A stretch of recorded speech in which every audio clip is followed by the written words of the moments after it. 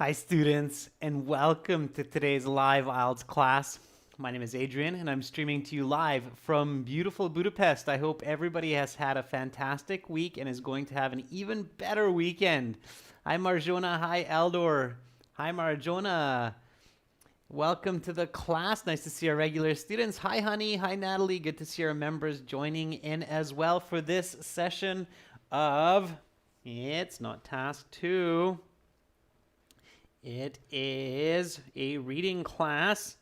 Let me just bring up the right. There we are. We are doing a reading. Oh, not task 2 reading. Okay, that's why. A little typo there. All right, there we go. Let's get rid of that.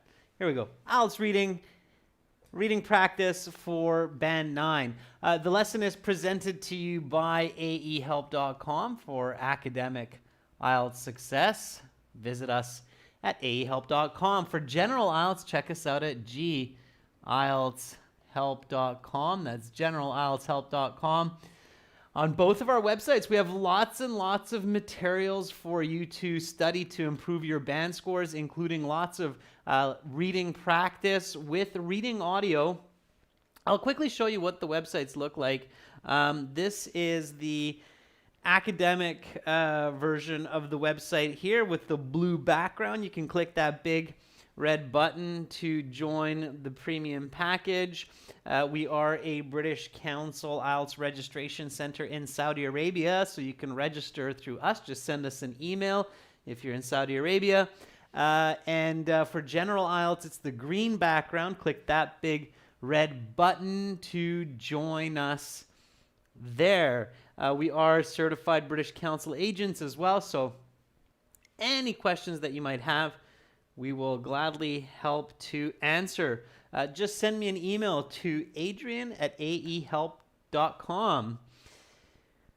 Okay, everyone, so this reading is for the academic. I'm not sure if that's what you're asking, Pachu, but for the general IELTS, reading section 3 is very similar to reading sections of the academic IELTS. So definitely today's reading will help you to improve your reading skills, strategies, fluency, vocabulary. So it's good to hang in there and practice with us. Tomorrow we'll do speaking part 2 with members and then speaking part 3 with everyone. So it's 2 classes of speaking tomorrow. Now let's get into today's reading passage. This is coming from new exams that we are working on for 2021. We'll be releasing them sometime in the middle-ish of the year. Developing exams right now for IELTS for everybody is tricky as well because of the pandemic. Of course, it's hard to bring together the necessary people to make these exams. So that's another challenging part, not just taking the exam, but making the exam as well, I'm sure, as many of you can imagine. Okay, so here we go. This is the title of this passage, German and English, Differences and Similarities. I think a couple months ago we looked at this, so some of you might have seen it once, which is great. I always encourage students to go back and read one passage at least twice.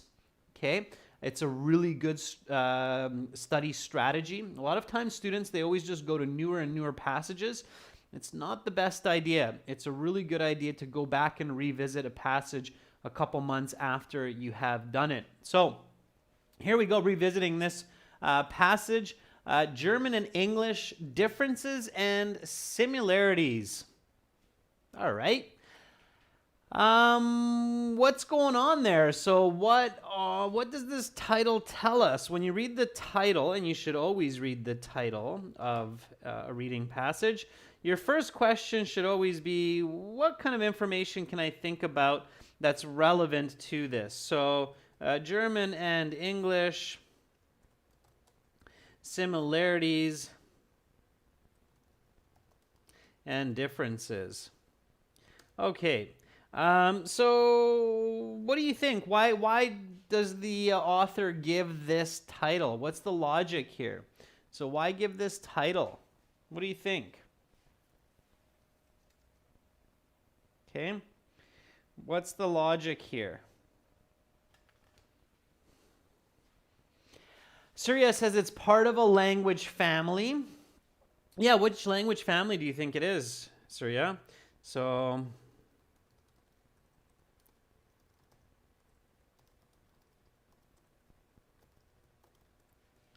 all right, part of a language family. Ferdov says because they're from one family. Yeah, I'm not sure if anybody's looked into this, but because English is a Germanic language. In fact, modern English is a mix. I'd say mostly a mix of German and French. Okay, so that's where English gets its roots from. So what does that mean? What's going to be similar? What's going to be different? Okay, and why? So here, first, we're thinking about the what. Okay, so it's part of a language family. Now we're thinking about the why. So, why do you think? Why is English similar to German? Anybody know that? But you says Western Germanic language. Okay, maybe. So why? This is kind of interesting, especially since, of course, all of you are studying English. So, but you says it has something to do with the Anglo-Saxon period. Yeah. Sandeep says their ancestral users are the same or similar. Yeah, so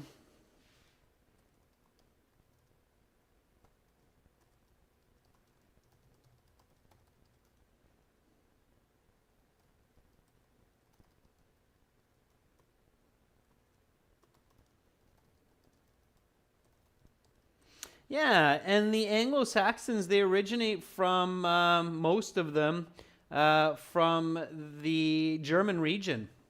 So if we go back in history, there's a group of Germans or German tribe, a Germanic tribe, Prussian tribe, that went west and ended up in what is today Great Britain. So yeah, okay. So how are they the same? How are English and German the same?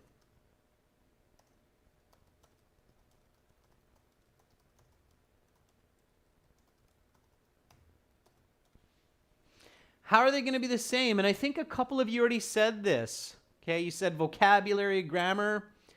Meanwhile, Yash Dharam says, thank you, sir. I got 7.5 in my IELTS because of your videos. Yash, you got the 7.5 because you're a brilliant person. You've been working really hard, and I'm happy that I could be a part of that journey and help you with our products and our videos. So thank you, Yash, for sharing your score, and good luck in your next steps. Okay, keep it up. Keep being ambitious. Keep being a hard worker, and life will reward you. All right, so how are these languages the same? Eldor says same letters, same handwriting. Yeah, same letters, same type of literary rules, similar grammar, similar vocabulary. How do you think they're different? From your own knowledge, how are these languages different? Yeah, I'm sure there's probably some different vocabulary. Okay. What else could be different? So vocabulary is different. Oh yeah, there we go. Unknown female says their pronunciation is probably different. Yeah, if you've ever heard German, definitely sounds different than English. Pronunciation and phonetics. Yeah, the accent. Sure. Okay. Yeah, so that's different. Some of the grammar is probably different too, right? Okay, good. We are all on the right track, so great. So those are all of the ideas coming into our mind as we are preparing to read. This happens very quickly. So this kind of inferencing from the title, it's called inferencing from the title. Very important to do this for those high bands. So this kind of inferencing from the title happens in about 15, 20 seconds at most. Okay. Mehadip, another student who has scored very well. Excellent. 8 in reading and 7.5 in writing. That is fantastic, Mehadip. Good job. You're very welcome. Mehadip, please send me a testimonial. Also, the previous student, Yash, please, Yash, also send me a testimonial. Send it to the email, okay? So whenever students get some great scores on the IELTS, we love to hear their testimonials. And if students don't get a good score on the IELTS, we love to hear from you too. And we want to help you. We want to help you get these high scores. It's possible, as you can see, students come back all the time in these live classes with some great news. So Yash, Mehadi, please send me your email, your testimonial, and we'd love to have you on our website with our other success stories. You can always send your testimonials and your questions here, adrian@ahelp.com, okay? All right, back to the point. So we've inferenced some good information. Let's take a quick look at the questions, see if they can reveal some more information for us. All right, thank you, Mehadip. Okay, so here we go. First set of questions, it's reading passage, has 7 paragraphs, A to G. Which paragraph contains the following information? So matching information to the right paragraph. This type of question, it's virtually impossible to skim or scan for. Why? Why would you not want to skim read or scan for this kind of a question where you have to match information to the paragraph?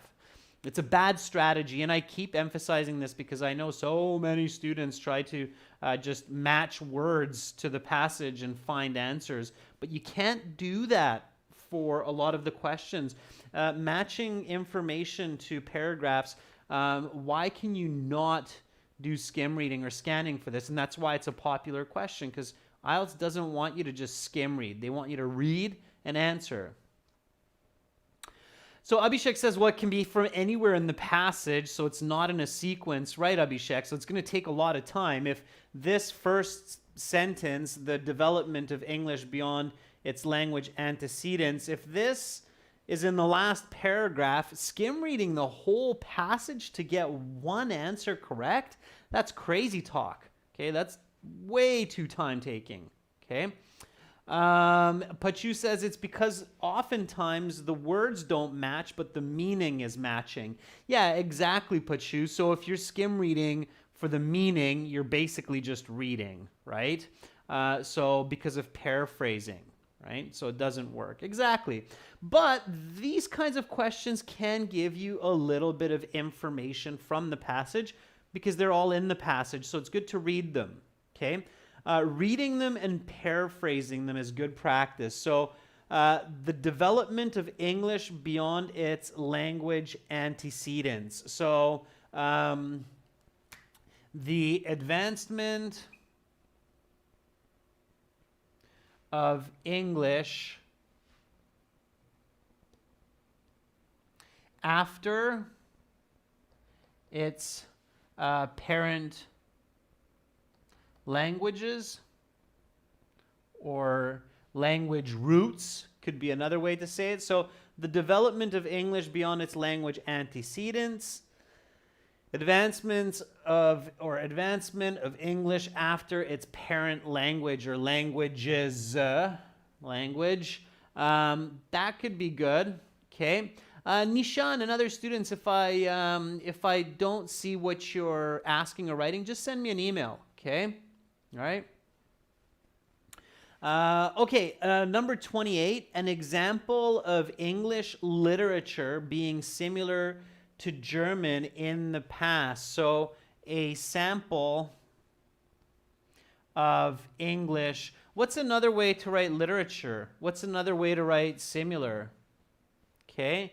What's another way to write past? Give me some ideas here. So when you're practicing these kinds of questions at home, One good step is just like what I'm doing right now, paraphrase. So think of some other ways to express these ideas.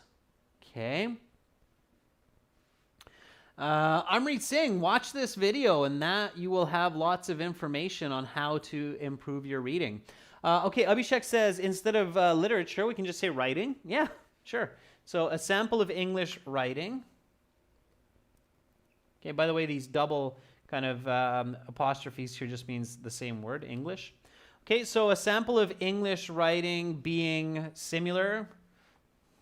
Instead of being similar, we could say resembling, right?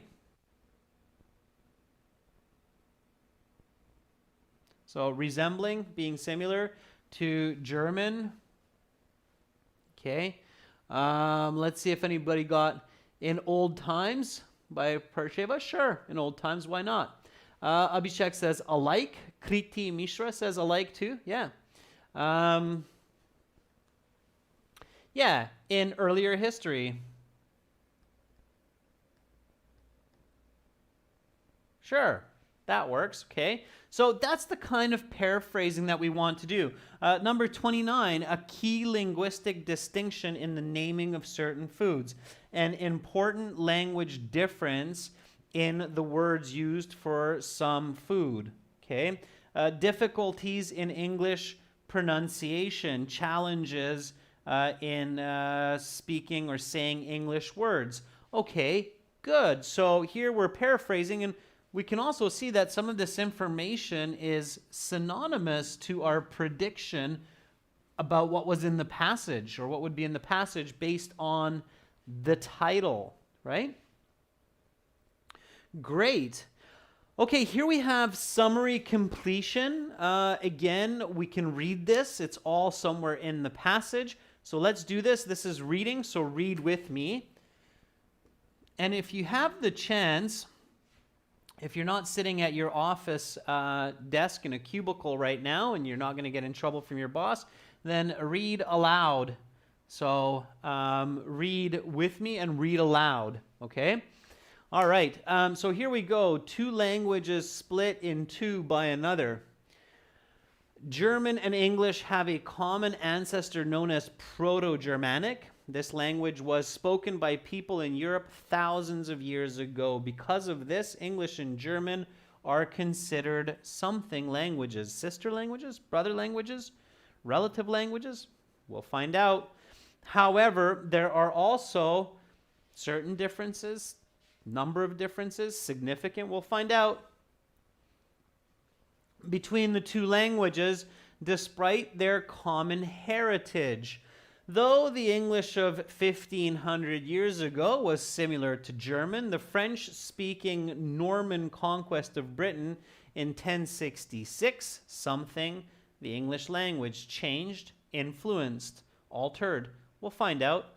All of a sudden, French words flooded into the country and its people's speech. This French influence is the source of the divergence between words like cow and beef. However, one word that did not follow this trend was, okay, we'll discover that soon enough.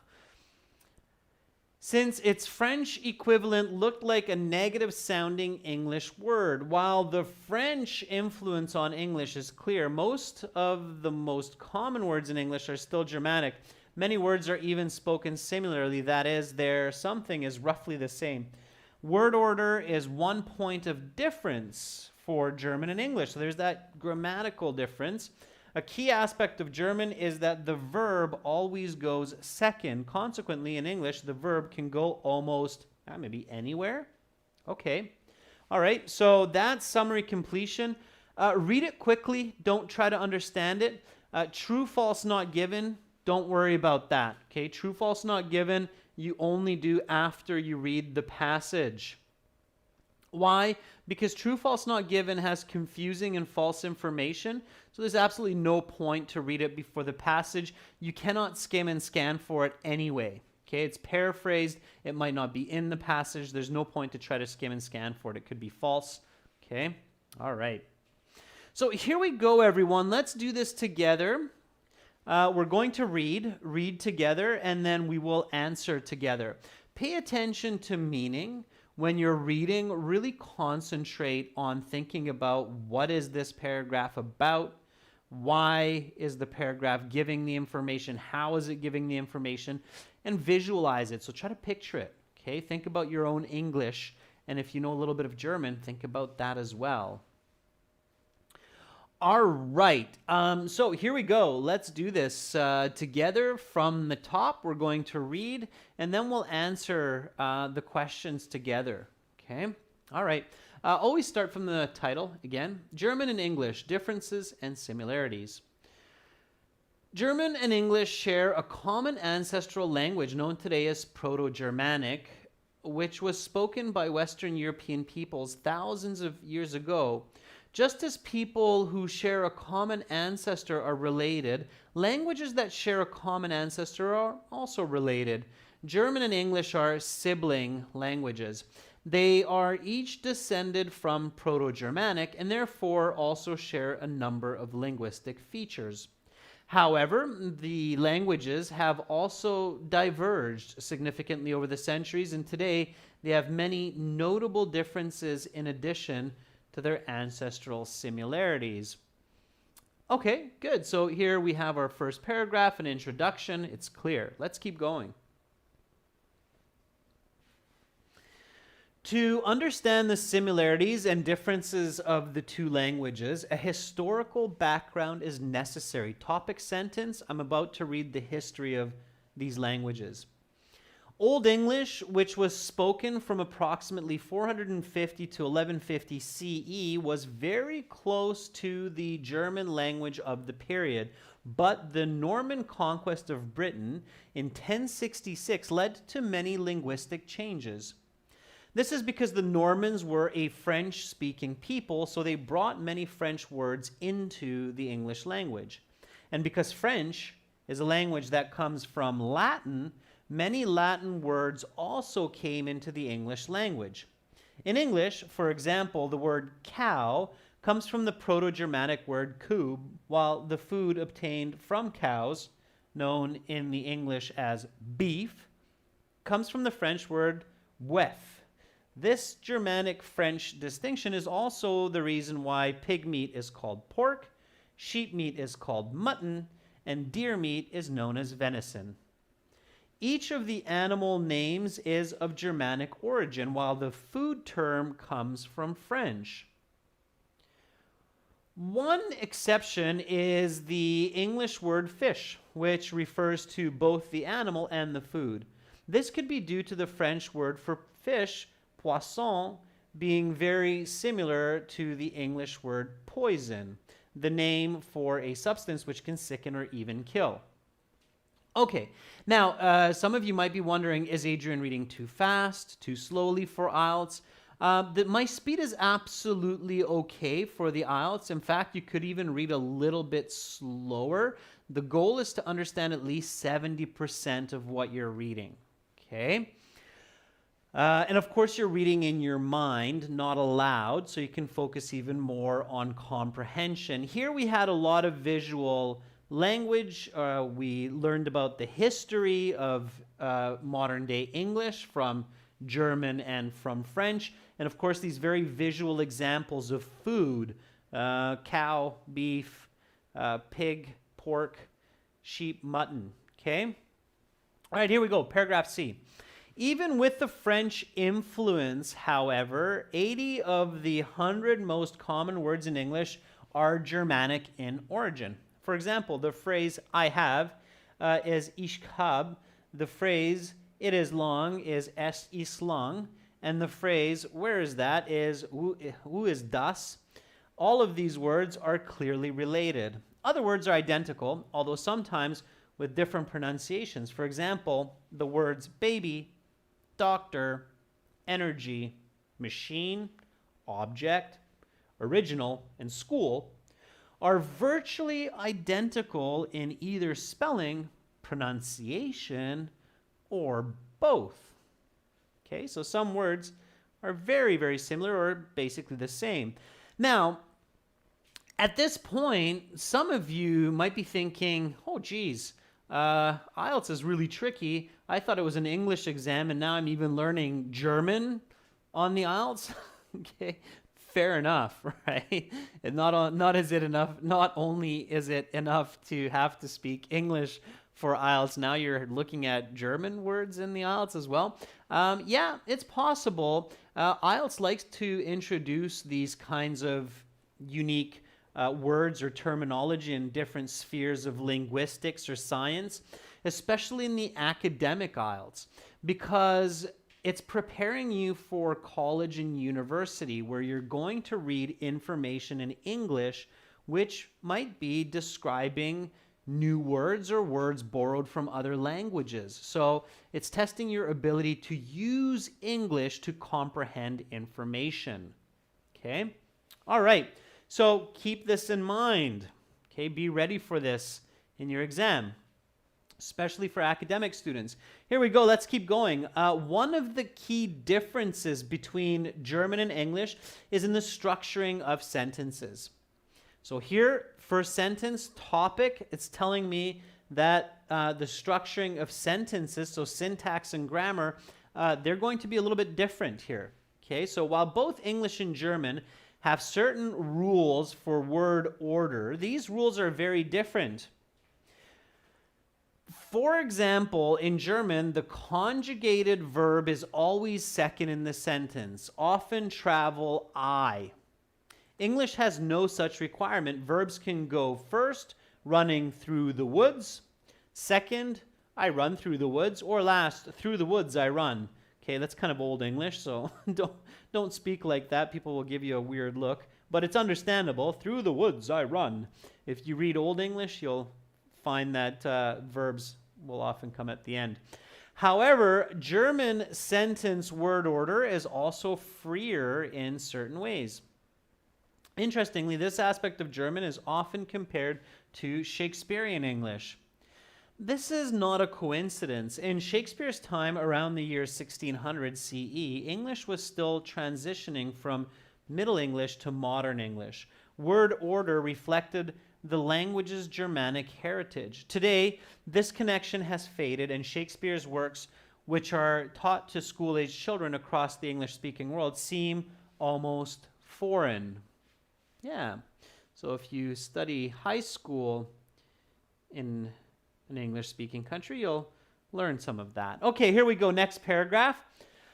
Keep going with me. So this was about the grammatical difference. Now we come to a new paragraph. One notable difference, so again, another difference between the languages is that all nouns in German are capitalized while only proper nouns are capitalized in English. Names and places primarily. So this is difference in writing. Okay. In this sense, German is simpler, but German also has more cases than English. For example, German words can have 3 genders: masculine, feminine, and neutral. In general, English does not have these. While there are some words such as bachelor and bachelorette, which denote gender, almost every English noun belongs to a neuter, non-gender class of words. This is particularly notable since the 2 ancestral languages of modern English, German and French, both observe gender when naming nouns. This is an example of English evolving past both languages. While the influence of each language on English is marked, English has also had centuries of its own development, and one of its changes has involved losing its cases, such as gender nouns. For English learners, this makes mastering the language easier. So that's the good news, everyone. Learning English, you don't have to know all these feminine, masculine, and in German, even neutral nouns. If you had to do that, IELTS would be even a little bit more difficult. Thankfully, you don't need to do that. So this paragraph is showing the difference of English from German and from French, especially with nouns and the gender of nouns. Okay, here we go with F. Another aspect of English, however, is very difficult. Unlike German, which is mostly a phonetic language, meaning that letters directly correspond to sounds, English is often a hopelessly non-phonetic language. Take the pair of words paid and said. By their appearance, these words sound rhyme. Unfortunately, they are not even close. German, conversely, is much closer to the one-to-one correspondence between letters and sounds which many English learners are accustomed to.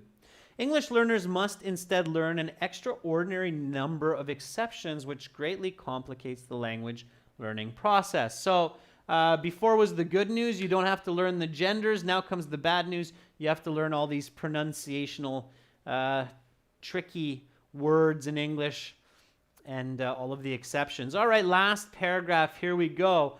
German and English are like distant cousins. They share an ancestor and share many similarities, but they also have many differences.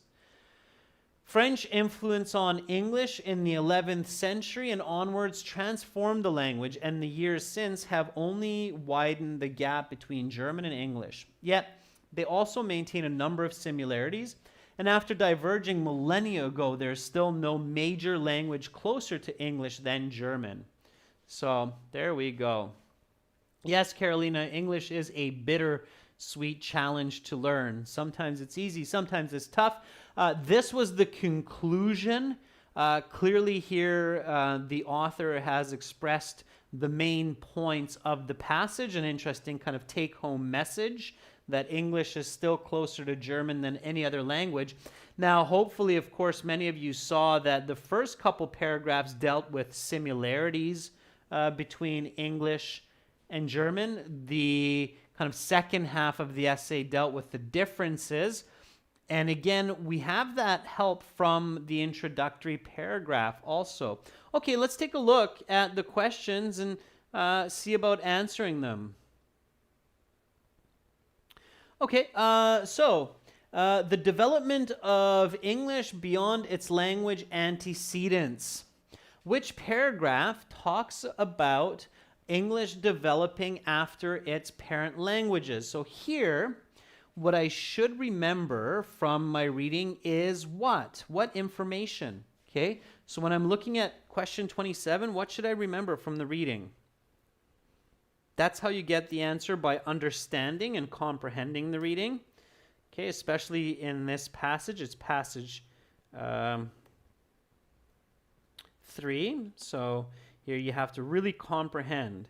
So where or what information should I think of for this question? Okay, I emphasize this. So when Nguyen says something about evolving past its languages, yeah? Nyan is asking, why don't we just skim and scan? I'm going to show you that right now, Nyan, so hang in there. I'm going to show you why that would not work. Okay, to answer this question, if you were trying to skim or scan for this answer, you would not find the answer very easily at all. Okay, Van Nguyen says it's both languages, ancestor languages. So what are the two languages? Okay.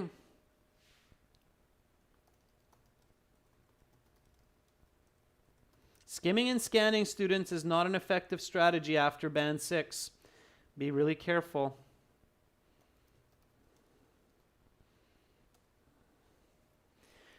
So it's Nancy. I don't think it's going to be passage B. And I'll show you why in a second, why that would probably be not a good guess at all. Okay. So English has evolved past. What are its antecedent languages? So from the reading, what are the antecedent languages of English? Okay, watch the logic here. Watch how I solve this question, and you're going to see why skimming and scanning does not work to that student who just asked, and what you need to really consider here. The word antecedents is not in the passage, if I'm not mistaken, so you can't search for it. What are the antecedent languages? Very good, Kritika. So Kritika says it's German and French. Okay, so English has evolved past German and French. Okay, in what way? the passage gives a very clear example for this. Okay, so English has evolved past German and French. How? In what way? What was the example that the passage gave for that? What is different about English than German and French? German and French both have something that English doesn't, because English has evolved past it. Yeah, very good, Natalie. So Natalie says no genders. Very good. So English has evolved past German and French. It does not have gender nouns as the other two. Okay. Is this a difference or a similarity? Okay, clearly the answer is difference. Okay. So if I know that the answer is that it's a difference, is it coming from the start of the passage or near the end of the passage? Yeah, very good, Abhishek. So if it's a difference, is it going to be in the first half or the last half of the passage? How was the structure of the author? The author gives us the structure with the introduction. So if I go back to the introduction, right? The author gives us the structure. So it says that just as people who share a common ancestor, they share common ancestor, therefore they share a number of linguistic features. However, the languages also have differences. So similarities, differences, this means that the author will discuss similarities first, differences second, right? Yeah, absolutely, Kritika. So very good, Kriti. So it'll be from the second half. Very good, Rashika. Yeah. So I know from the introduction that if I'm looking for differences, I should be looking in the second half. Okay, so right away, I have this notion that I should be looking from paragraph D maybe. So one of the key differences. Okay, so A, B, C, it's kind of dealing with more of the similarities, right? C, identical. Okay. And then D is where the differences start. Okay, with the verbs. Okay, then with literature, E, right? And the literature starts to include this gendered. Okay, and then here, this is an example of English evolving. Okay, past its both languages. Okay. So here's my answer right here. And it is in paragraph E. It's the second to last paragraph. So if I'm skim reading, first of all, I won't find the words in that question. Secondly, even if I'm skim reading for meaning, which is basically not skim reading, you're reading if you're reading for meaning, you're going to find it here. So the answer is E. Yeah, absolutely. Does everybody see that? So a couple of important questions to you here, the students. Do you see, first of all, why skimming and scanning would not work to answer this kind of a question? And do you see how you can use the introduction to identify the structure of the essay, the passage, and how you can find answers faster? So those are my questions to you. Do you get it? Okay. So that's how it is. It doesn't, so for academic IELTS especially, skimming and scanning is not going to be an effective strategy because you can't do that in university or college for your studies for most parts. So it's not going to work in the IELTS either. Okay. All right. So the correct answer for that one is E. You actually have to identify, interpret, understand, and structure, use logic of the author. Okay. So E for space 27. Okay. An example of English literature being similar to German in the past. Okay, here, English literature being similar to German in the past. What am I thinking of here? What's the example? Okay, again, I need to have some comprehension here. Okay, so what's the example that I'm thinking of here? It's not fish, Sandeep. That was just food. That was more for words, right? Fish was for vocabulary. Natalie says that was Shakespeare. Shakespeare's literature, right? Shakespeare. Yeah.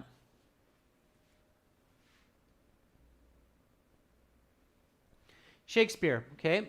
Now, Shakespeare, I can definitely look for. Cow and coob, that's not right, okay? Because cow and fish, that's words, that's vocabulary. Here we're not looking at vocabulary, we're looking at English literature. English literature would be Shakespeare. Anybody remember the year? What was the year of Shakespeare? So now that I remember Shakespeare, and hopefully some of you remember the year that was given, it was 1600, something like that, right? I think it was more around the 1600. Yeah, Sandeep, very good. So now this I can skim for. Okay, so when you have an idea of what the answer should be, then you can do what's called effective scanning. Okay, not even skimming, but scanning, I would say. So, but you need to know the answer. You can't just randomly scan. So this is purposeful scanning. Okay. For names and for dates. Okay, so I can now scan purposefully for the name and the date and find the answer very, very quickly. I remember it was somewhere around the middle, if I'm not mistaken. Okay, and if I look, yeah, it was a little bit later here. Okay, there we go. So names are fairly easy to catch because they're very unique words. Right? So there we are, we're in paragraph D, okay? But that isn't just randomly scanning, okay? You do not want to ever randomly just scan for words. You want to do it with purpose. Why do I know that? Because I know what the answer is, okay? That's from reading the passage. So D, okay? That's your correct answer there.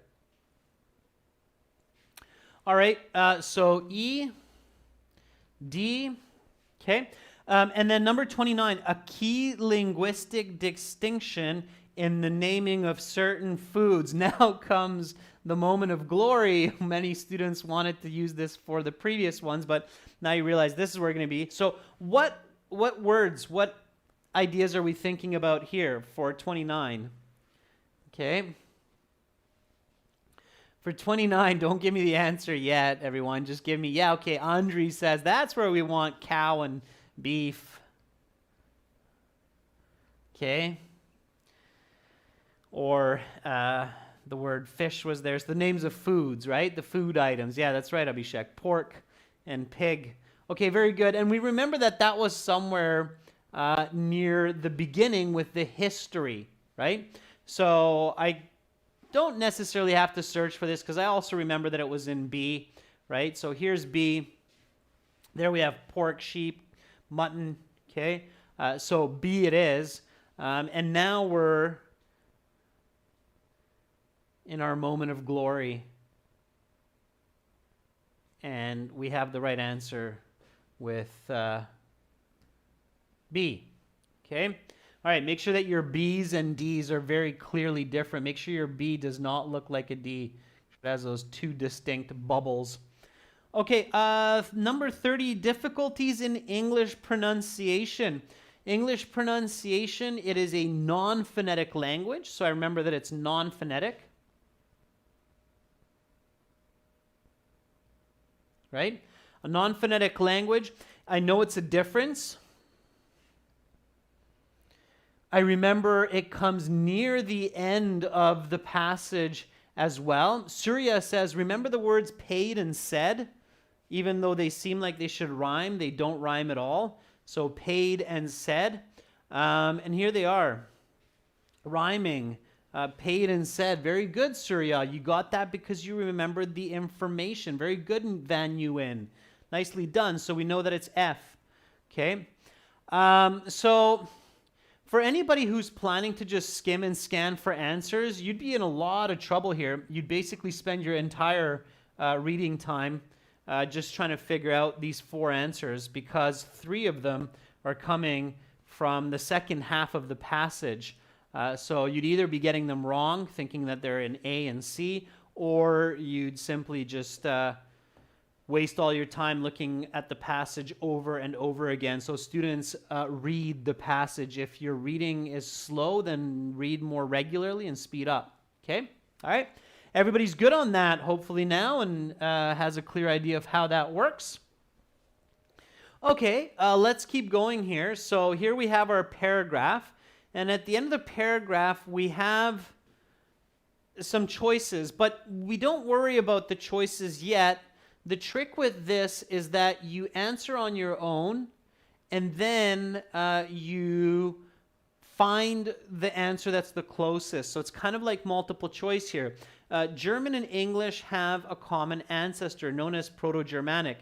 This language was spoken by people in Europe thousands of years ago. Because of this, German and English are considered something languages. What's the missing word that you remember? Sandeep and Meghana Rao say it's sibling.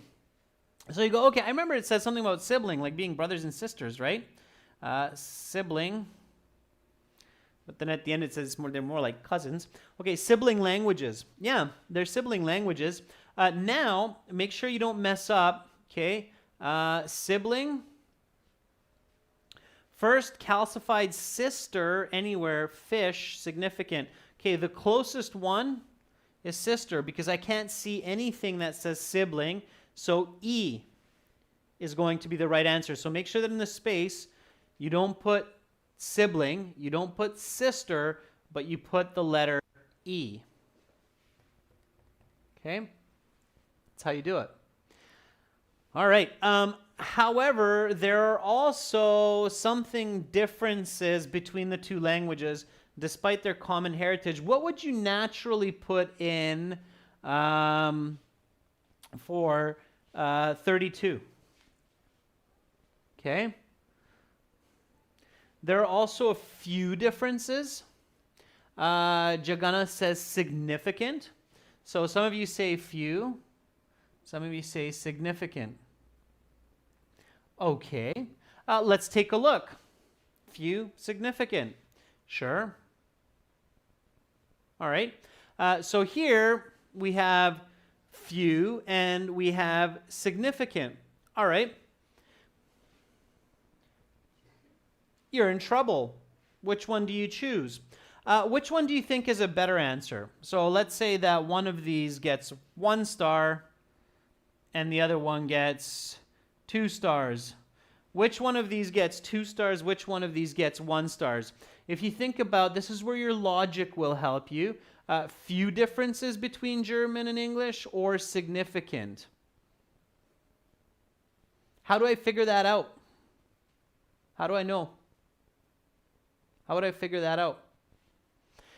If I can speak English, can I also speak German? Will German people understand me if I'm speaking English? I'm sure most of you have heard enough German and English in your lives to realize this. So have you used your English to talk to a German person? Can they understand you? Kriti says no. Stuti says no. Natalie says, I can't. I've tried. It doesn't work. Okay. I'm like, hey, I know that word, but I don't understand you, right? So which one gets 2 stars? Few or significant? Now that you think about that, right? I speak English, but I still can't talk to German people. Then which one's better? That's right, Prashva, sorry. Significant, yeah. Okay, so J is the better answer. J gets 2 stars. Okay, why? Because it's not a few, so there's significant, there's important differences, right? Another way to say significant is important, and there are obviously important differences between English and German. Okay, now if I go back to, if I really want to check this, I remember it's kind of coming from the introduction, right?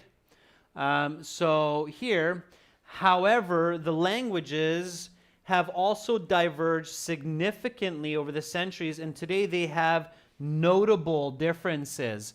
Notable, which one is it similar to? Significant or few? Right? the word notable is being paraphrased here from the beginning. And if you check, you realize that notable is not similar to few. Notable is similar to significant, right? Very good, Carolina. Yeah. Okay. But again, logic would have helped you with that as well. So you don't really need to go back and check that. You can check that just with your logic, okay? If it were just a few differences, then there would be a lot more commonality, okay?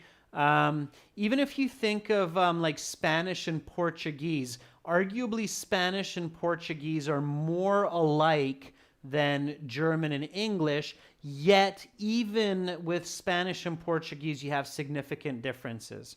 Where this would hold true would be something like Mexican Spanish versus Spanish. Those would be a few differences, relatively speaking, because a person in Mexico can still understand a person who is Spanish most of the time. Okay? All right? So use your logic. Logic is your friend. Okay? The author is going to give you real information. Okay, here we go. So, though the English of 1500 years ago was similar to German, the French-speaking Norman conquest of Britain in 1066 something the English language. Okay, so what would you choose here? The French-speaking Norman conquest of Britain in 1066, what the English language?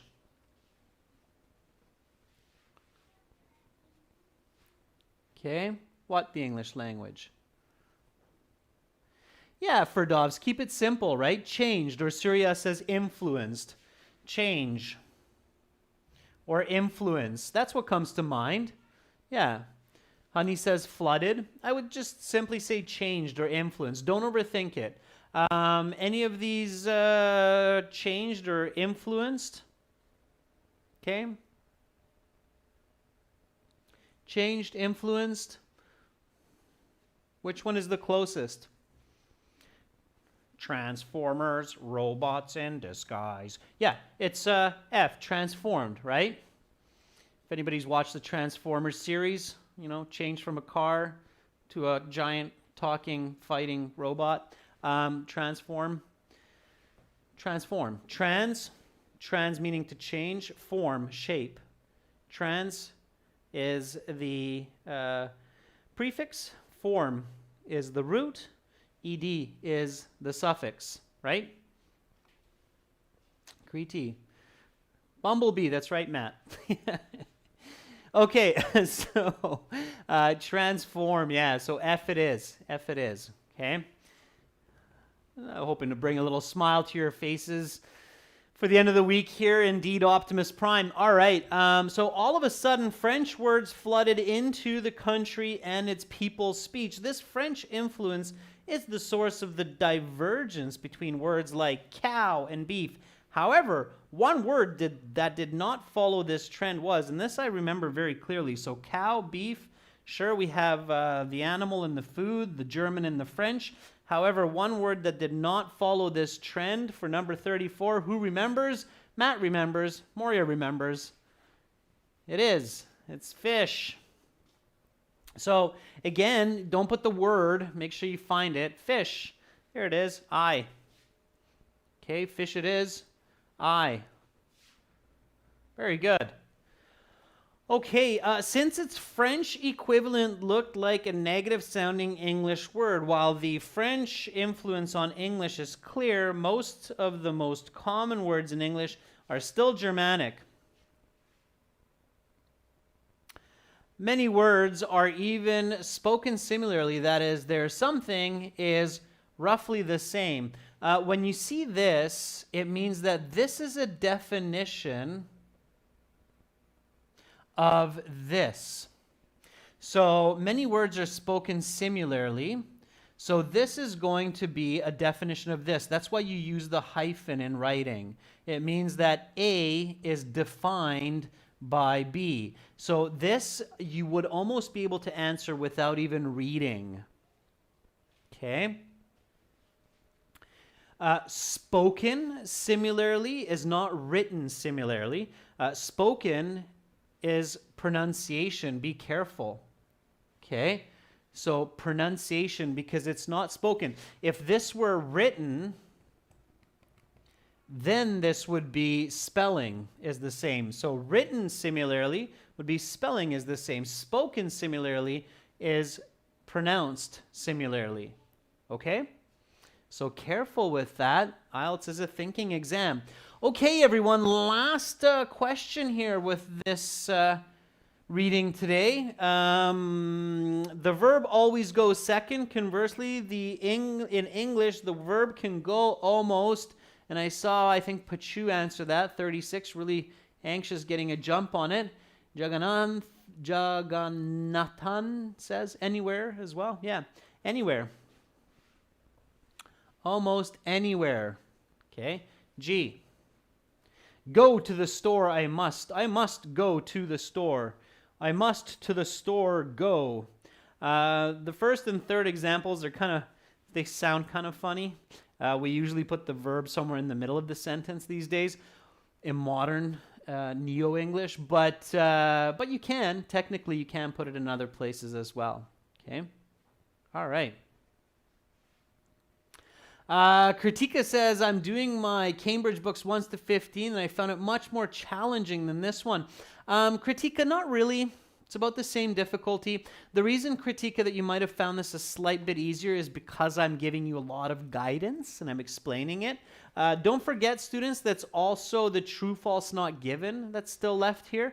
Try this on your own. Send me your answers by email, and I will send you back the answers with a discount for our premium IELTS package. So send me the answers, work hard on them, get them right, and I will send you a discount code to get our premium academic or general IELTS help package.